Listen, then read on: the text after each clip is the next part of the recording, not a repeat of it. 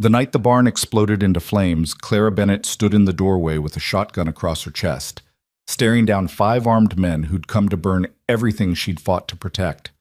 Behind her, Caleb Mercer, the most feared rancher in Wyoming, lay unconscious from smoke, and the horses were screaming. She had 2 choices: run and survive, or fight and probably die. But Clara Bennett didn't run anymore. She'd learned that the hard way. If you want to know how a broke widow and a broken cowboy took on the most powerful men in the territory and lived to tell about it, stay until the end. Drop a comment with your city so I can see how far this story travels. Now let me take you back to where it all started. The stagecoach left Clara Bennett in a cloud of dust that coated her black morning dress like a second skin. Iron Ridge, Wyoming wasn't much to look at. A dried-up collection of wooden buildings that seemed to lean away from the wind rather than stand against it. Clara gripped her carpetbag tighter and tried not to think about the $3.16 sewn into the lining. That was everything. That was all that stood between her and whatever came after desperation. "You sure about this, ma'am?" The driver looked down at her with something between pity and concern. "Town ain't exactly welcoming to strangers, especially women traveling alone." Clara lifted her chin. "I'll manage." "Suit yourself?" He slapped the reins and the coach lurched forward, leaving her standing in front of the Iron Ridge General Store like a piece of forgotten luggage. She'd been standing there maybe 30 seconds when she felt the stares. An older woman in a faded blue dress whispered something to her companion. 2 men outside the saloon stopped their conversation mid-sentence. A little girl pointed until her mother pulled her hand down sharply. Clara was used to it. Widows carried their grief like visible scars, and people either pitied you or avoided you, sometimes both. She pushed open the door to the general store, and a small bell announced her arrival. The man behind the counter, thick mustache, suspicious eyes, looked up from his ledger. "Help you?" "I'm looking for work." Clara set her bag down, kept her voice steady. "I saw a posting in Cheyenne, room and board in exchange for household management. The advertisement said to inquire here." The man's expression shifted from suspicion to something darker, almost amusement. "You're here about the Mercer posting?" "If that's still available, yes." He laughed, actually laughed. "Lady, that posting's been up for 8 months. You know how many women have tried? 6. You know how many lasted more than a week?" He held up his fingers in a circle. 0. Clara felt something cold settle in her stomach, but she didn't let it show on her face. Why? Because Caleb Mercer ain't exactly the hospitable type. The shopkeeper leaned forward like he was sharing a secret. "Man's meaner than a rattlesnake and twice as likely to strike. Lives out there alone, hardly comes to town, and when he does, people get out of his way. Last woman who tried to keep house for him came back after 3 days crying so hard she couldn't speak for an hour." What did he do to her? Nothing. That's the problem. Didn't speak to her once, not a single word. Just stared at her like she was something that wandered onto his property by mistake. He shook his head. "You seem like a decent woman. You don't want that job." Clara thought about the $3 in her bag. Thought about the boarding house in Cheyenne that had turned her away because she couldn't pay in advance. Thought about the way the hotel clerk in Denver had looked at her when she'd asked about work, like she was already sizing up which saloon would take her. "How do I get to his ranch?" The shopkeeper blinked. "You deaf? I just told you." "I heard you." Clara picked up her bag. "How do I get there?" He stared at her for a long moment, then sighed like he was watching someone walk toward a cliff. "North Road, 5 miles. Big wooden gate with an M burned into it. Can't miss it." He paused. "You got a gun?" "No." "Probably should get one."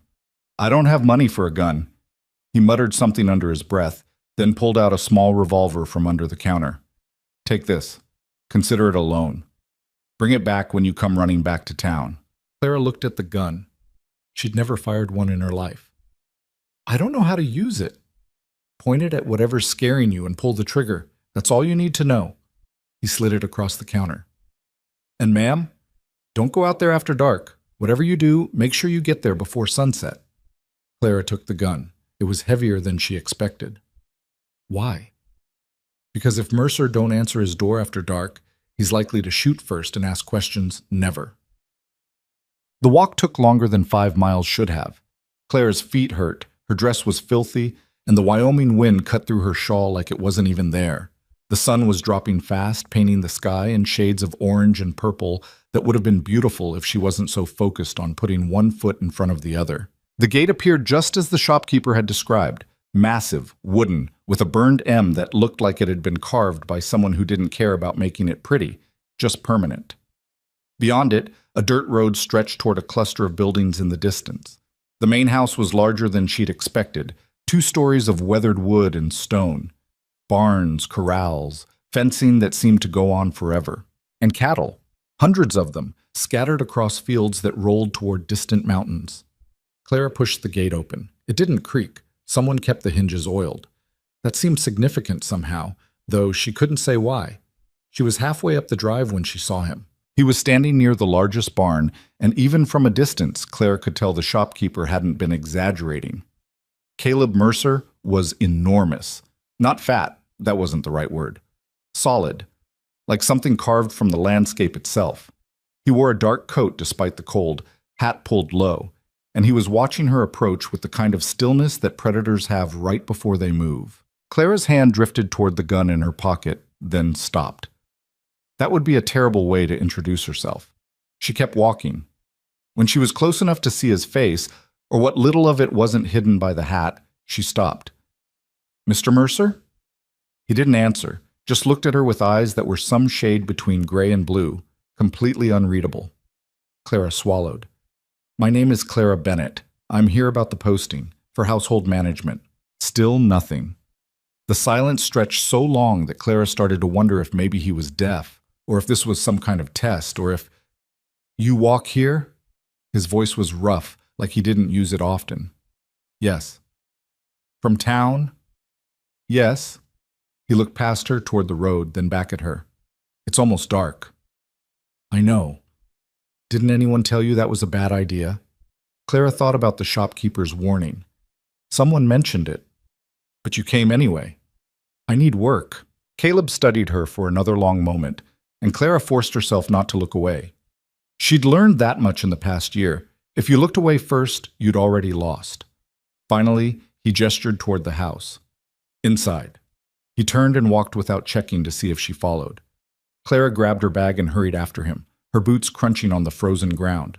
The house was not what she expected. Clara had prepared herself for filth, for the kind of bachelor chaos that came from years of living alone.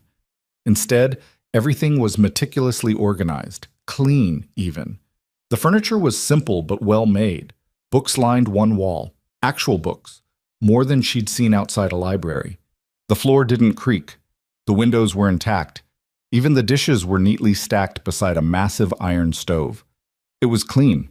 It was also completely, utterly empty of anything that suggested someone actually lived here. No pictures, no decorations, no personal items except for a single coat hanging by the door and a pair of boots that had been scraped clean of mud. It looked like a place someone passed through but never stayed. Caleb gestured to a chair at the kitchen table. Clara sat. He didn't. Instead, he stood near the stove, arms crossed, studying her like she was a puzzle he couldn't quite figure out. "You married?" he asked. "Widowed." "How long?" 11 months. "Children?" "No." "Why'd you leave wherever you came from?" Clara hesitated. The truth was complicated. The truth involved debts she couldn't pay, and a brother-in-law who'd made it very clear what he expected in exchange for letting her stay. The truth involved choices that weren't really choices at all. "I needed to start over," she said finally. Caleb's expression didn't change. "You got references?" "No." "Experience keeping house for a ranch this size?" "No." "Can you cook?" "Yes." "How well?" "Well enough." He was quiet again, and Clara felt the weight of that silence pressing down on her. This wasn't going well. She was losing this before it even started. "Mr. Mercer," she said, and her voice came out steadier than she felt. "I know I don't have references. I know I walked in here with nothing but a borrowed gun and a carpet bag, but I can work. I can cook, clean, manage accounts if you need it. I can mend, preserve food, handle livestock if you teach me. I learn fast, I don't complain, and I won't ask you for anything except room, board, and enough to save for whatever comes next." She met his eyes. "I need this job." And based on how long that posting's been up, I'm guessing you need someone who'll actually stay. Caleb stared at her for so long that Clara started mentally preparing herself for the walk back to town in the dark. Then he moved to the cupboard, pulled down 2 plates, and set them on the table. "You cooked dinner," he said. "If it's edible, you can stay. Trial period. 2 weeks. After that, we'll see." Clara felt something loosen in her chest. Not relief. Not yet. But possibility. "What do you want?" "Whatever you can make from what's here." He walked out and Clara heard his boots on the stairs. A door closed somewhere above her. She was alone. Clara stood, set her bag down, and went to investigate the pantry. It took her 20 minutes to figure out what she had to work with. The pantry was well stocked, surprisingly so. Flour, salt, dried beans, potatoes, onions, a decent variety of canned goods. A root cellar with carrots and turnips, salted pork wrapped in cloth. Everything organized with the same precise care as the rest of the house.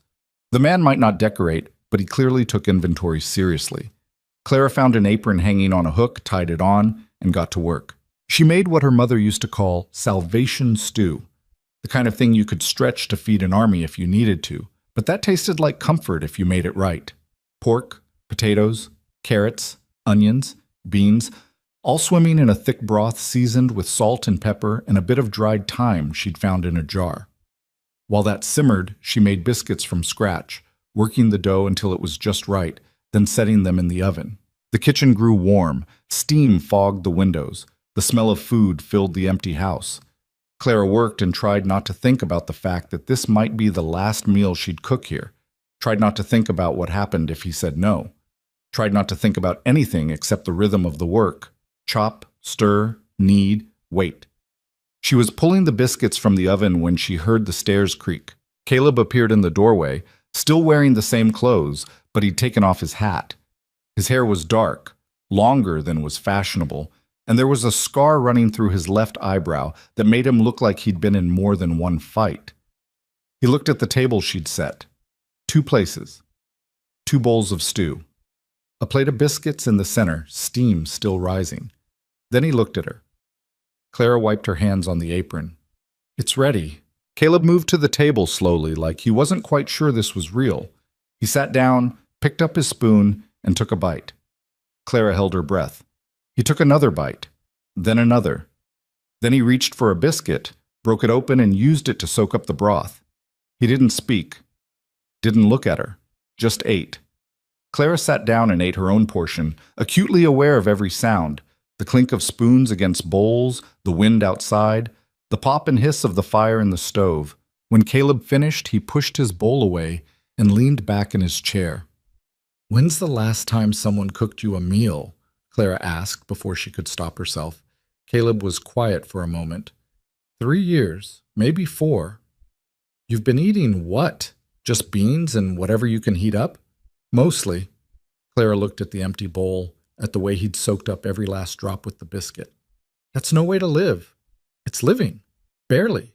His eyes flicked to her, and for the first time she saw something that wasn't just cold assessment. "You always this opinionated with employers?" "You're not my employer yet." The corner of his mouth might have moved. Clara wasn't sure. "No, I guess I'm not." He stood, carried his bowl to the wash basin, and set it down with surprising care. Then he turned back to her. 2 weeks. Trial period. Rooms upstairs, second door on the left. I'll be up before dawn.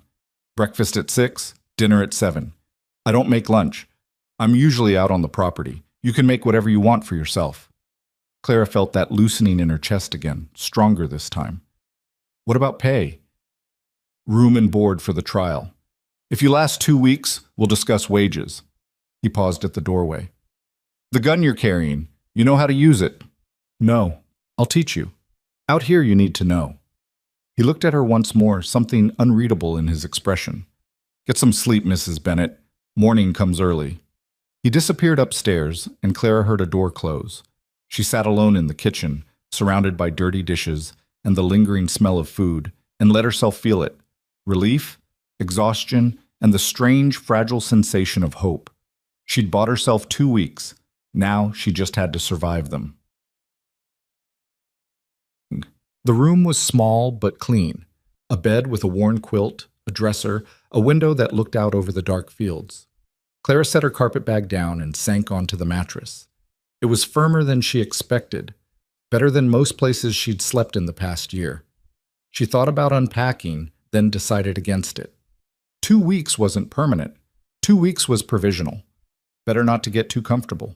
Instead, she went to the window and looked out at the night. The ranch stretched into darkness, broken only by the distant shapes of buildings and fences. Stars filled the sky in a way they never did in cities, thick, bright, endless. Clara pressed her forehead against the cold glass. She'd made it this far. One step at a time, one terrible choice after another, and she'd made it this far. Just 2 weeks, she whispered to her reflection. You can do 2 weeks. Her reflection didn't answer, but Clara hadn't expected it to. She pulled the curtains closed, changed into her nightgown, and climbed into bed. The house was silent except for the wind and the occasional creak of old wood settling. Clara closed her eyes and tried not to think about tomorrow. Twice. She woke to darkness and the sound of boots on the stairs. Clara sat up, disoriented, heart pounding. For a moment she didn't know where she was. Then it came back in a rush. The ranch. Mercer. The trial period. She fumbled for the small lamp on the dresser, struck a match, and checked the watch she'd kept from her husband's things. 5:30 in the morning. Downstairs she heard the front door open and close. Clara dressed quickly in the dim light, pinning her hair up and splashing cold water on her face from the basin.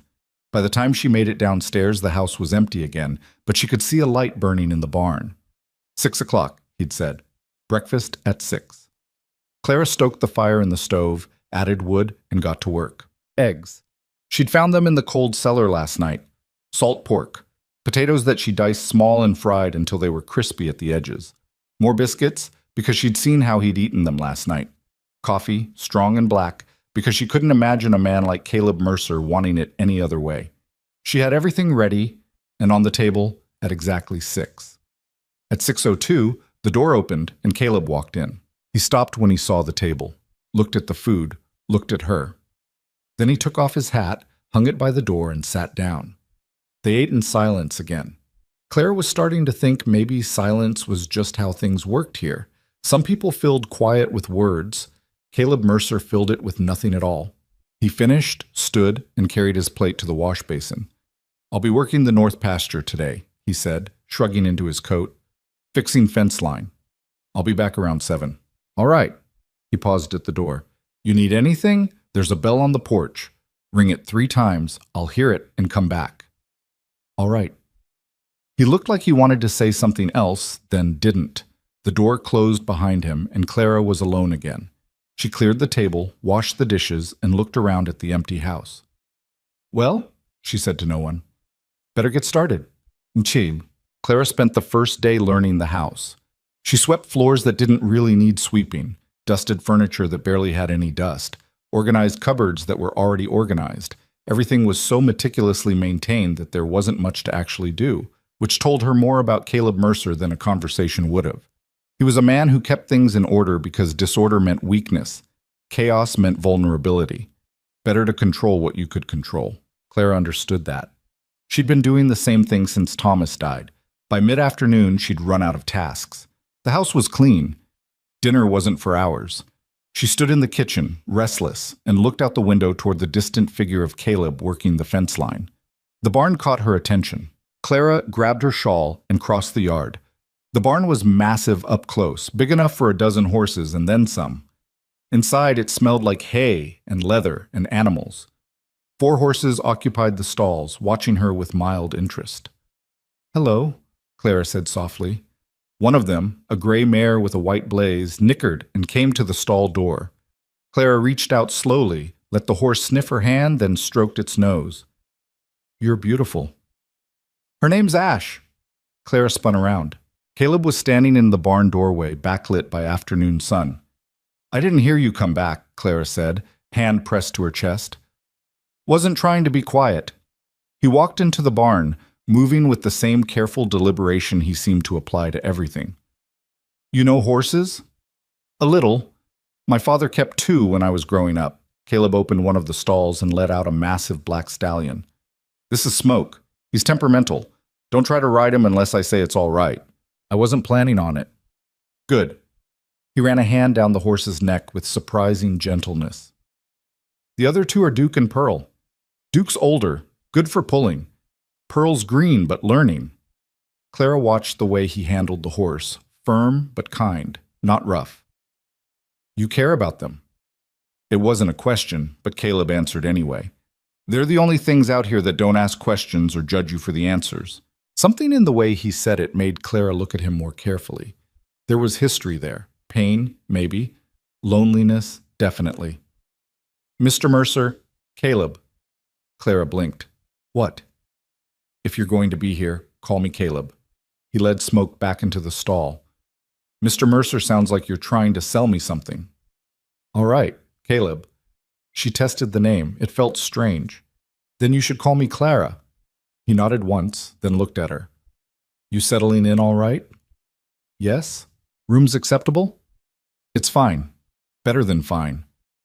Good. He closed the stall door. I'm going to teach you to shoot tomorrow morning after breakfast. Clara's hand instinctively went to her pocket where the gun still sat. Is that necessary? Yes. Why? Caleb looked at her with those unreadable eyes. Because this isn't the city. Animals come down from the mountains sometimes. Bears, mountain lions, wolves if you're unlucky. And, he paused, not everyone who comes onto a property out here has good intentions. You mean people? I mean people who see a woman alone and think that means easy. The words hung between them, heavy with implication. You think someone might... I think you should know how to protect yourself, Caleb said flatly. That's all. Clara nodded slowly. All right. Tomorrow morning. Good. He walked past her toward the door, then stopped. Dinner ready at 7? Yes. I'll be there. He left, and Clara stood alone in the barn with the horses watching her quietly. She thought about what he'd said, about protection, about the way he'd phrased it, not if, but when, like danger was inevitable, like he'd seen it before. Clara shivered despite her shawl and headed back to the house. Dinner was roast chicken with vegetables and gravy.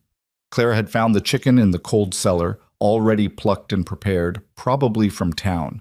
She'd made it the way her mother taught her, slow roasted until the skin was crispy and the meat fell off the bone.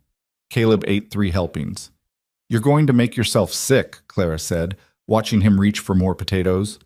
Haven't had food this good in years. Let me enjoy it. I'm not stopping you. I'm just saying, you always talk this much during dinner?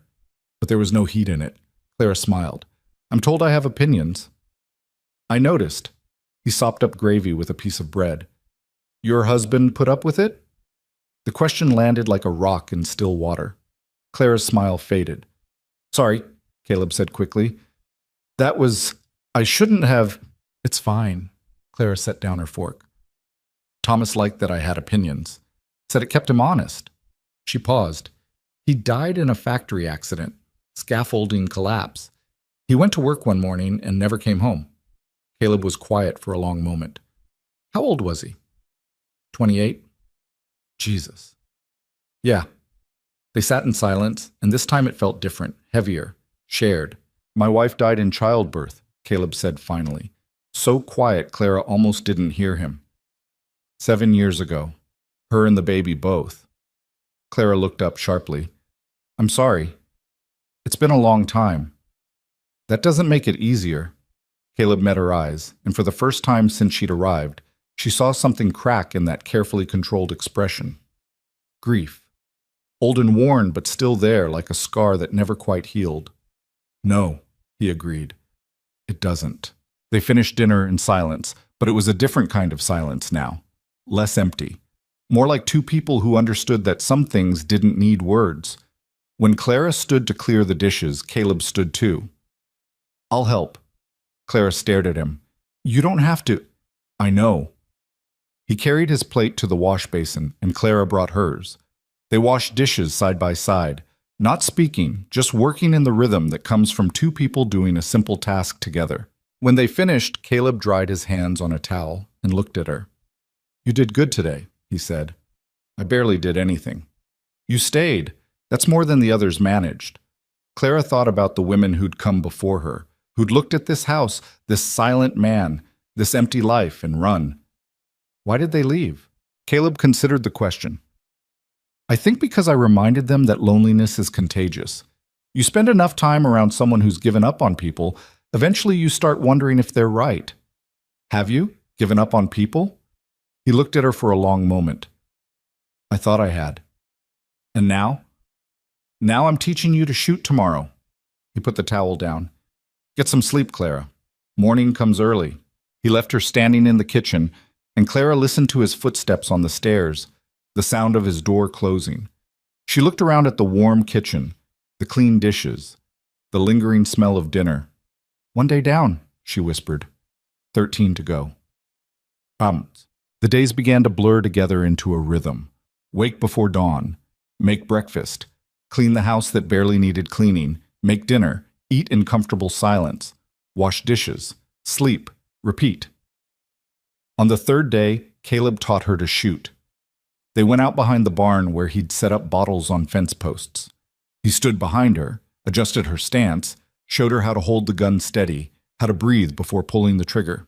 Don't jerk it, he said, his voice close to her ear. Squeeze, gentle, like you're asking it to fire, not forcing it. Clara squeezed. The gun kicked back harder than she expected, and the shot went wide, missing the bottle completely. Again, Caleb said. She tried again and again and again. On the seventh shot, the bottle exploded. There, Caleb said, and she could hear the satisfaction in his voice. You've got it. Clara lowered the gun, her hands shaking from adrenaline. That was loud, powerful. Caleb took the gun from her, reloaded it with practiced ease. Power's only useful if you know when to use it. Remember that. On the fifth day, a storm rolled in. Clara woke to the sound of rain hammering the roof and wind that made the whole house groan. When she came downstairs, Caleb was already at the table, soaked to the bone. You went out in that? Clara asked. Animals don't care about weather. They still need feeding. She heated water for coffee, brought him a towel. You'll catch your death. I've survived worse. That's not the reassurance you think it is. He almost smiled at that. Almost. The storm lasted 3 days. 3 days of being trapped inside while rain turned the world gray and wind howled like something alive. 3 days of longer conversations, of Caleb slowly opening up in small ways, a story about growing up in Montana, a comment about a book he'd read, a question about her life before. 3 days of the house feeling less empty. On the third night of the storm, Clara came downstairs to get water and found Caleb sitting in the dark, staring out the window at the rain. Can't sleep? She asked. He turned, and in the dim light from the stove, he looked younger, less guarded. Storms make me restless. Why? She died during a storm, my wife. The midwife couldn't get through the flooding. By the time I got someone here, it was too late. He was quiet for a moment. I hate this time of year. Clara moved to sit across from him. She didn't touch him. That felt like too much. But she sat close enough that he'd know he wasn't alone. Thomas died on a Tuesday, she said. Regular Tuesday in March. Nothing special about it, but now every Tuesday in March I wake up and for a second I forget. And then I remember, and it's like losing him all over again. Caleb looked at her. Does it get easier? No, but you get stronger. They sat together in the dark, listening to the rain, and Clara realized something had shifted between them. They weren't employer and employee anymore. They weren't even quite friends. They were two people who'd survived terrible things and found themselves in the same storm. On day 12, Clara was kneading bread when Caleb walked into the kitchen earlier than usual. We need to talk, he said. Clara's hands stilled in the dough. This was it. The trial was almost over, and he was going to tell her to leave. She'd known it was coming, had been preparing herself for it, but it still hit like a punch. All right, she managed. Caleb pulled out a chair, sat down heavily. I want you to stay. Clara blinked. What? I want you to stay. Permanent, not trial. Permanent position. He looked uncomfortable, like this was harder for him than fixing fence in a blizzard. The house feels different with you here. Better. I eat actual food. I don't drink myself to sleep anymore. He stopped, struggled with the words. I don't feel so alone. Clara's throat tightened. Caleb, I can pay you $30 a month plus room and board. That's more than fair for this area. If you want more, we can negotiate. I know you're saving for something, and I won't ask what. That's your business. He met her eyes. But I'm asking you to stay. Clara looked down at her hands, covered in flour and dough. $30 a month was more than fair. It was generous. In 6 months, she could save enough to go anywhere she wanted, start fresh somewhere new, or she could stay here, in this quiet house with this quiet man who understood loss in a way most people didn't. What happens when people find out? Clara asked softly. Find out what? That you have a woman living here, unmarried, under your roof. She looked up at him. I've seen how people look at widows, Caleb, how they talk. It won't matter that this is just employment. They'll assume, let them assume. His voice was hard. This is my property, my house.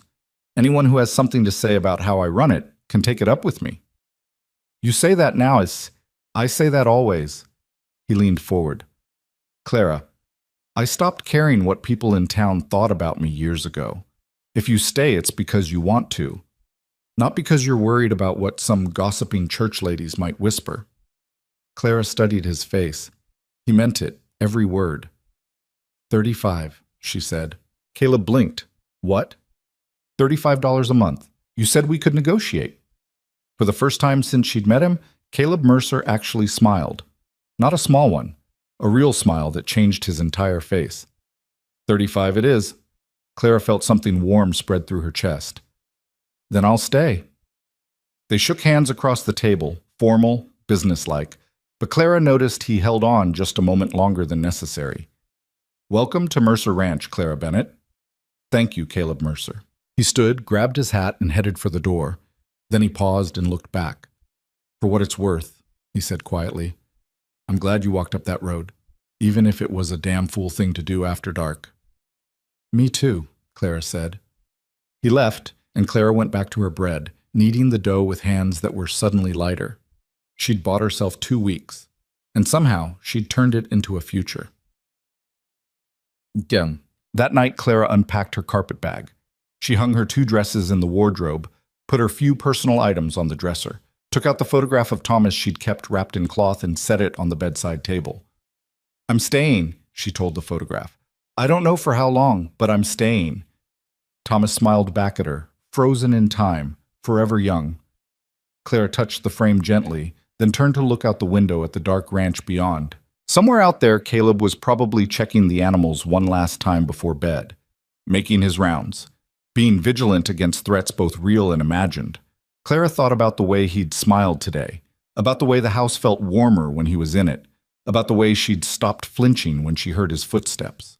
She thought about loneliness being contagious, but maybe, she thought, maybe the opposite was true too. Maybe hope could spread just as easily.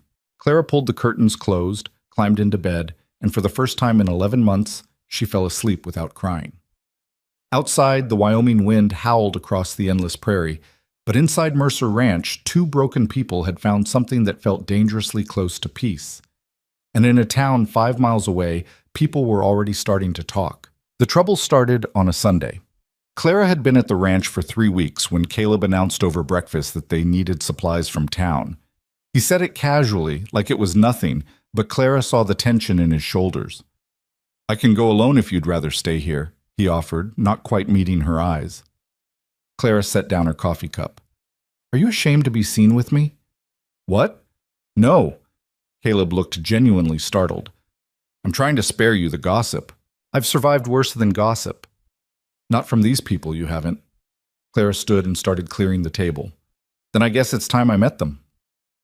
The ride into Iron Ridge took 40 minutes in the wagon. Caleb drove in silence while Clara watched the landscape roll past, endless prairie broken by the occasional fence line or distant ranch house. The morning was cold enough that she could see her breath, and she pulled her shawl tighter. They're going to stare, Caleb said finally. Let them. They're going to say things. Let them do that too. Caleb glanced at her, something unreadable in his expression. You're stubborn. I prefer determined. That's what stubborn people always say. Clara almost smiled. Did you just make a joke? Maybe. They rode in comfortable silence after that, but as the buildings of Iron Ridge came into view, Clara felt Caleb tense beside her. His jaw tightened. His hands gripped the reins harder than necessary. "Caleb," she said quietly, "what happened between you and this town?" He was quiet for so long she thought he wouldn't answer. Then, "After Sarah died, my wife, people tried to help, brought food, offered condolences, invited me to suppers and social gatherings, tried to set me up with their daughters and sisters." His voice went flat. "I didn't want their help, didn't want their pity, didn't want anything except to be left alone. So I made sure they knew it." How? Rudely. Clara could imagine it. Caleb in the depths of grief, lashing out at kindness because kindness hurt more than isolation. "And now they avoid you. Now we have an understanding. I don't bother them. They don't bother me. Except I'm about to ruin that understanding." Caleb looked at her. "You're not ruining anything, but I want you prepared." The wagon rolled down Main Street, and Clara felt the weight of attention shift toward them like a physical thing. Conversation stopped mid-sentence. A woman in a green dress actually clutched her chest. Two men outside the saloon whispered to each other while staring openly. Caleb pulled the wagon to a stop outside the general store, set the brake, and climbed down. He came around to Clara's side and offered his hand. Clara took it and stepped down, keeping her chin up and her expression neutral. She'd learned that much from being a widow. Never let them see you flinch. The shopkeeper from her first day was behind the counter. His eyebrows shot up when he saw her. "Mrs. Bennett," he said carefully, "you're still at Mercer Ranch." "I am." "Been 3 weeks." "Has it? Time moves differently out there." His eyes flicked to Caleb, then back to her. "I see you didn't need that gun after all." "Actually, I learned to shoot." Clara smiled pleasantly. "I'm quite good now." The shopkeeper's expression suggested he didn't know what to do with that information. Caleb handed over a list. "We need these supplies. I'll settle the account." "Of course, Mr. Mercer." The shopkeeper took the list, his professional mask sliding into place. "Give me about 20 minutes to gather everything." Clara wandered the store while Caleb handled business. She was looking at fabric, wondering if she should buy material for a new dress, when she heard the bell above the door chime. 3 women entered, all dressed for Sunday services, all wearing expressions that suggested they'd found something distasteful on their shoes. The oldest one, a severe-looking woman with gray hair pulled back so tight it probably hurt, zeroed in on Clara immediately. "You must be the new housekeeper," she said, her voice carrying across the store. Clara turned. "I am. Margaret Stillwell. I run the Ladies' Aid Society." She said it like it was a title that demanded respect. "This is Mrs. Patterson and Mrs. Chen." The other 2 women nodded but didn't speak. "It's nice to meet you," Clara said, knowing it was a lie. "We wanted to welcome you to Iron Ridge," Margaret continued, moving closer. "We always like to reach out to newcomers, especially those in delicate situations." "My situation isn't delicate. I work for Mr. Mercer." "Of course you do, dear." Margaret's smile was sharp. "But you must understand how it looks. An unmarried woman living alone with an unmarried man. People talk. Then they should find more interesting things to discuss." Mrs. Patterson made a small noise of shock. Margaret's smile thinned. "We're simply concerned for your reputation. A young widow like yourself should be careful about the company she keeps. Mr. Mercer is, well, he's not exactly known for his Christian charity." From across the store, Clara heard Caleb's voice cut through the conversation. "That's enough, Margaret." He moved toward them with deliberate slowness, and Clara watched the 3 women actually take a step back. "Mr. Mercer," Margaret said, recovering her composure, "we were just introducing ourselves to your employee."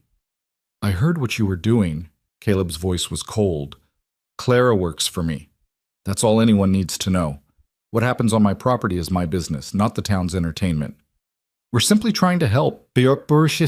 "No, you're trying to gossip and call it charity. There's a difference." He looked at each woman in turn. "Mrs. Bennett is under my employment and my protection. Anyone who has a problem with that can take it up with me directly." The silence that followed was so thick Clara could have cut it with a knife. Margaret's face flushed red. "Well, I can see where your priorities lie." "Good. Then we understand each other." The 3 women left in a rustle of skirts and barely concealed outrage. The bell chimed aggressively behind them. Clara let out a breath she hadn't realized she was holding. You didn't have to do that. Yes, I did. Caleb's jaw was still tight. Margaret Stillwell's been running this town through shame and gossip for 20 years. About time someone told her to mind her own business. The shopkeeper appeared from the back with a crate of supplies, looking deeply uncomfortable. Already, Mr. Mercer. That'll be $18. Caleb paid in cash, helped load the supplies into the wagon, and they left town under the watchful eyes of half the population. They were a mile out when Clara spoke. That's going to make things worse, you know. How do you figure? You defended me. In front of witnesses. Now, instead of just gossiping about us, they'll assume we're... She trailed off. Involved? Caleb supplied. Yes. He was quiet for a moment. Does that bother you? What they think? Clara considered the question honestly. A month ago, she would have been terrified. Reputation was everything for a widow. One wrong step and you went from respectable to ruined. But now, sitting beside Caleb on a wagon heading back to the only place that had felt like home in over a year, Clara found she didn't care as much as she should. It bothers me that they're wrong, she said finally. But it doesn't bother me enough to stop working for you. Caleb nodded slowly. Good. Because I'm not firing you to satisfy Margaret Stillwell's sense of propriety. They rode in silence for a while, and Clara found herself studying him. The hard line of his jaw, the way he held the reins with steady, capable hands, the scar through his eyebrow that she'd learned came from a horse kick when he was 16. He'd defended her, without hesitation, without caring about the consequences. When was the last time anyone had done that? Thank you, Clara said quietly. Caleb glanced at her. For what? For standing up for me. You work for me. That makes you my responsibility. Is that all I am? The question came out before Clara could stop it, and the moment it hit the air, she wanted to take it back. Too personal. Too revealing. Caleb's hands tightened on the reins. He stared straight ahead at the road, and Clara was certain he was going to ignore the question entirely. Then he said, No, that's not all you are. Clara's heart did something complicated in her chest. You're also the only person in 7 years who's made me laugh, Caleb continued, his voice rough. The only one who doesn't tiptoe around me like I'm going to break. The only one who calls me out when I'm being an ass. He paused. So no, you're not just an employee. Then what am I? I don't know yet. He looked at her finally, and the honesty in his eyes was almost painful. But I'd like to find out, if that's all right with you. Clara felt heat rise in her face.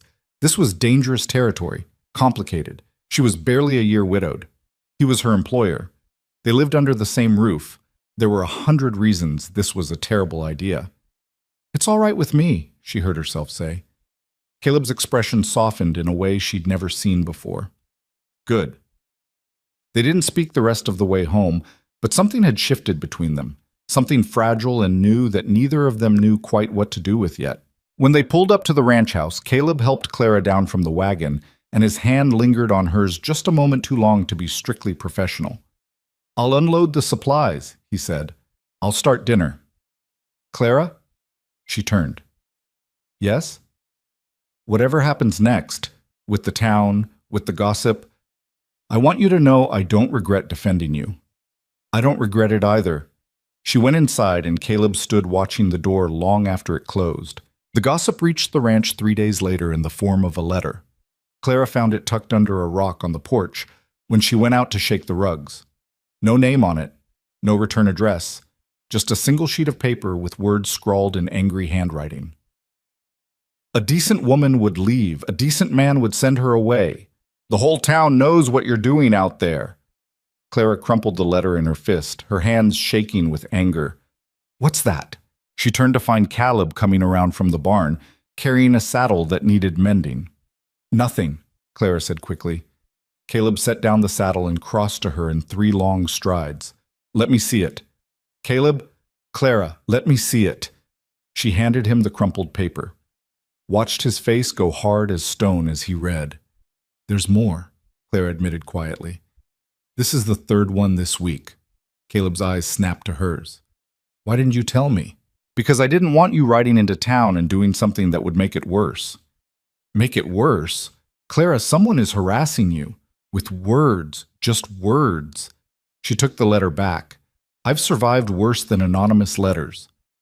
You shouldn't have to survive this at all. He scrubbed a hand over his face. I should never have taken you into town. Should have known they'd pull something like this. You can't protect me from gossip, Caleb. It exists whether we hide from it or not. I can damn well try. Clara softened at the frustration in his voice. She reached out and touched his arm. I appreciate that, but I need you to trust me to handle this my way. Which is? Ignore it. Don't give them the satisfaction of a reaction. Caleb looked skeptical. And if it escalates? Then we'll deal with it together. He studied her for a long moment, then nodded reluctantly. Together. Together, Clara confirmed. But that night, she lay in bed and stared at the ceiling, wondering how long they could hold out against an entire town's judgment.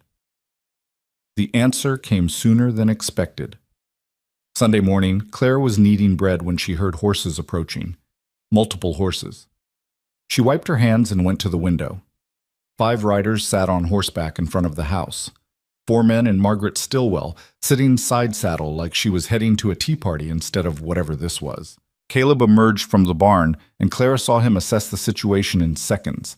His hand moved to the rifle on his hip. Clara grabbed her shawl and headed outside before things could get ugly. Mrs. Stillwell, she said pleasantly, stepping onto the porch. What brings you all the way out here? Margaret's smile was cold. We've come as representatives of the community to discuss your living situation. My employment, you mean? If that's what you want to call it. One of the men, Clara recognized him as the owner of the lumberyard, spoke up. Mrs. Bennett, we understand you're in a difficult position, but you have to see how this looks. An unmarried woman living with an unmarried man. It's improper. What's improper is a group of people showing up uninvited to pass judgment on how others live their lives, Clara said, keeping her voice level. We're trying to protect you, Margaret insisted. Your reputation. My reputation is my concern, not yours. But it affects the whole town, another man argued. What kind of example does this set? What are we supposed to tell our daughters about moral behavior when you're living in sin right under our noses? Caleb moved to stand beside Clara on the porch. You're on my property, making accusations. I suggest you leave before this gets unpleasant. Or what? The lumberyard owner bristled. You'll shoot us? That'll really help your reputation, Mercer. I don't care about my reputation, but Clara's right. What happens on my ranch is my business, not yours, not the town's, mine. You're corrupting this woman. I'm employing her, Caleb cut him off, paying her fair wages for honest work. If you've got a problem with that, take it up with the law. Otherwise, get off my land. Margaret drew herself up. Very well, but don't expect any help from the town when you need it. We take care of our own, and neither of you are part of that anymore. We never were, Caleb said flatly. The riders turned their horses and left in a cloud of dust and righteous indignation. Clara waited until they were out of sight before she let out a shaky breath. That was predictable, Caleb finished. I knew they'd pull something like this eventually. They threatened to cut us off from the town. So? We don't need them. Caleb, they control the supplies, the services, We'll manage. He looked at her. Unless you want to leave. I'd understand if you did. Clara thought about it. Really thought about it. She could pack her things, take what money she'd saved, and start over somewhere else. Somewhere the past couldn't follow her. Somewhere she could be just another widow trying to survive. But that's all it would be. Survival. Here, she had something more, something that felt dangerously close to living. I'm not leaving, she said firmly. You're sure? I'm sure. Caleb nodded, and something in his expression made Clara's heart skip. Relief. Maybe even joy. Then we stand together, he said. Together, Clara agreed. Neither of them realized it yet, but the battle lines had just been drawn. The town's retaliation was subtle at first. When Caleb went to pick up a supply order the following week, the shopkeeper claimed it had been given to someone else by mistake. The blacksmith suddenly couldn't repair the broken plow blade, too busy with other orders. The doctor refused to make house calls to the ranch, even for veterinary needs. Clara noticed Caleb's jaw getting tighter with each rejection, each petty slight. Let me try, she said one evening over dinner. Try what? Going into town, talking to them. Clara, so maybe they'll listen to me. Woman to woman. Caleb shook his head. They'll eat you alive. Then I'll have learned something about surviving. She reached across the table and touched his hand. Please, let me try. He looked at her hand on his, then up at her face. You're as stubborn as I am. I learned from the best. The corner of his mouth twitched. Fine, but I'm coming with you. Caleb, non-negotiable. You want to go talk to the Vipers? Fine, but I'm not letting you walk into that nest alone. Clara squeezed his hand. Deal. They went into town the next day, and Clara asked Caleb to wait outside while she visited the Ladies' Aid Society meeting at the church. She walked into a room full of women who went silent the moment they saw her. Margaret Stillwell stood at the front, flanked by her usual allies. Mrs. Bennett? How unexpected. I'd like to speak with all of you, Clara said, keeping her voice steady. If you'll listen. We're listening, Margaret said, though her tone suggested otherwise. Clara took a breath. I know what you think of me, what you assume about my arrangement with Mr. Mercer. But you're wrong. Are we? Mrs. Patterson asked archly. Yes. I work for him. I keep his house, cook his meals, and manage his household. That's all. We sleep in separate rooms. We maintain complete propriety. There is nothing immoral happening under that roof. Then why not live in town? Someone called out. Why stay out there if it's just employment? Because he pays me fairly, treats me with respect, and doesn't judge me for being a widow trying to survive. Clara looked around the room. How many of you offered me work when I arrived? How many of you opened your doors to a stranger in need? Silence. That's what I thought, Clara continued. You want to talk about Christian charity and moral behavior, but the only person who's shown me any kindness in this town is the man you've all decided to condemn. Margaret's face flushed. We have standards. You have gossip and judgment dressed up as standards. Clara felt her anger rising, but she kept it controlled. I understand you're concerned about appearances, but I'm asking you to consider the reality. I'm a widow with no family, no money, and no prospects. Mr. Mercer gave me a chance when no one else would. If that makes me immoral in your eyes, then I guess I'll have to live with that. She turned to leave, then stopped. But I want you to know something. I've been respectable. I've been proper. I followed every rule society set for me. And you know what it got me? Widowed at 26 with $3 to my name, and people like you deciding my worth based on whispers. She met Margaret's eyes. I'd rather be judged for making my own choices than praised for following yours. Clara walked out before anyone could respond. Caleb was waiting by the wagon, and he straightened when he saw her face. How'd it go? I have no idea, Clara admitted, but I said what needed saying. That's all you can do.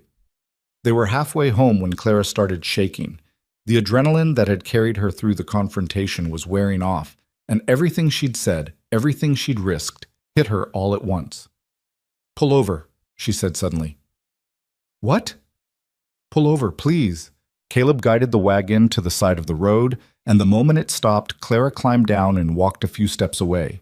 She bent over, hands on her knees, trying to breathe through the panic. She heard Caleb's boots hit the ground behind her. Clara? I just told off the entire Ladies' Aid Society, she said, her voice shaking. I basically declared war on the town. What was I thinking? You were thinking about standing up for yourself. I was thinking like someone who has options. Caleb, I don't have options. If they really cut us off, then we'll manage. How? He moved around to face her, and his expression was fierce. The same way I managed before you got here. We'll order supplies from Cheyenne. We'll hire help from other towns. We'll make do. He touched her face gently, tipping her chin up so she had to meet his eyes. Clara, you didn't do anything wrong. You stood up for yourself. For us.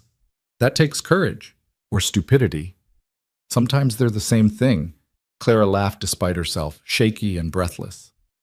When did you become optimistic? Since you showed up and made me remember what it's like to give a damn about something. The words hung between them, heavy with implication. Clara reached up and covered his hand with hers, the one still touching her face. Caleb, I know, he said quietly. I know this is complicated. I know the timing's terrible. I know we're both carrying ghosts. But Clara, I haven't felt this alive in 7 years, and I'm not ready to give that up because some small-minded people can't handle seeing two people trying to build something good. What are we building? I don't know yet, but but I want to find out. Clara closed her eyes, feeling the warmth of his hand against her cheek, the solid presence of him in front of her. Every rational part of her brain said this was a mistake, that she was a year widowed and working for this man and the whole town was watching. But the part of her that had been numb for 11 months, the part that had forgotten what it felt like to want something for herself, that part was screaming at her to stop overthinking and just feel. "Me too," she whispered. Caleb's thumb brushed her cheekbone, and for a moment Clara thought he might kiss her, wanted him to kiss her, but instead he dropped his hand and stepped back. "We should get home before dark," he said, his voice rough. "Right. Yes." They climbed back onto the wagon and rode in silence, but Clara could feel the change between them. Something had shifted, something had been acknowledged, and there was no going back now. That night Clara couldn't sleep. She lay in bed, staring at the ceiling, replaying the conversation by the roadside over and over. Caleb's hand on her face, the raw honesty in his voice, the way he'd looked at her like she was something precious. She thought about Thomas, about the guilt she should feel for wanting someone else. But when she reached for that guilt, she found something else instead: permission. Thomas would have wanted her to be happy, would have told her to stop punishing herself for surviving. Around midnight, Clara gave up on sleep and went downstairs for water. She found Caleb sitting at the kitchen table with a glass of whiskey, staring at nothing. "Can't sleep either?" she asked. He looked up, and even in the dim light from the dying fire, she could see the conflict in his eyes. "Every time I close my eyes, I see Sarah, and I feel guilty for wanting to stop seeing her." Clara moved to sit across from him. "That's not betrayal, that's healing." "Doesn't feel like healing. Healing never feels like what we think it should." Caleb took a drink, set the glass down carefully. "I told myself after Sarah died that I'd never let anyone close again, that it hurt too much when you lost them. Safer to be alone. And now? Now I'm terrified that I've let you in, and I don't know how to protect either of us from what comes next." Clara reached across the table and took his hand. "You don't have to protect me, Caleb. You just have to be honest with me. I'm not good at this, at feelings, at any of it. Neither am I." They sat in the darkness, holding hands across the table like it was the most natural thing in the world. "The town's going to make this harder," Caleb said finally. "I know. They're going to say terrible things, do terrible things, probably. I know that too. And you're still willing to—" He stopped, struggling with the words. "To see where this goes?" Clara thought about everything she'd survived, everything she'd lost, everything she'd learned about what mattered and what didn't. "Yes," she said simply. "I am." Caleb's grip on her hand tightened. "Then we face whatever comes together." "Together," Clara agreed. They sat in the quiet kitchen until the fire burned down to embers.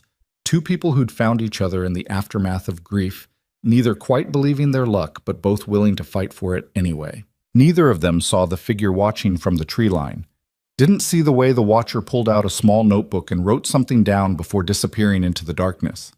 The war with the town was just beginning, but something far more dangerous was already watching, already planning, already moving pieces into position for a game that would cost them everything. And in 3 weeks, the first blow would fall. The dead cattle appeared 3 weeks later. Clara was the one who found them. She'd gone out early to collect eggs from the chicken coop and saw Caleb standing motionless in the east pasture, staring at something on the ground. Even from a distance, she could see the tension in his shoulders. She set down the egg basket and walked toward him, her boots crunching on frost-covered grass. As she got closer, the smell hit her first. Death, unmistakable and thick. 4 cows lay in a rough circle, their bodies bloated and stiff, foam crusted around their mouths. "Don't come any closer," Caleb said without turning around. Clara stopped. "What happened?" "Poison. Had to be. They were fine yesterday."